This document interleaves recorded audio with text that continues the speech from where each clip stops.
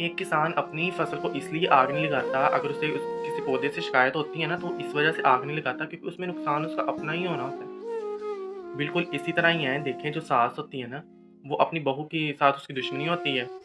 तो वो अपने ही बेटे का उसमें घर बर्बाद कर रही होती है, अपने ही बेटे के घर को आग लगा रही होती है। देखें, अगर आप शादी कर देते हैं ना अपने बेटे की, तो उसपे आपका तो हक है ही, तो जो वो औरत आती है ना आपकी बहू बन के, उसका भी उसपे हक होता है, उसके बच्चों का भी उसपे हक होता है। तो आपको ये लगता है ना कि आपके जो बहू है और आपके जो बेटे की औलाद है, वो उसको लेके भाग जाएँगी, तो फिर ऐसे किया करें कि उनकी शादी ही ना किया करें, अगर आपको इतना ही डर है, आपके पास भी रहेगा। क्योंकि अगर उसकी शादी कर दी है, तो उसकी बीवी और बच्चों का भी उसपे पूरा-पूरा हक होता है।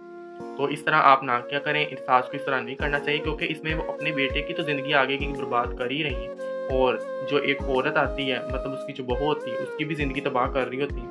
और जो उसके बेटे की औलाद होती है, उनसे उसका बचपन भी छीन रही होती है।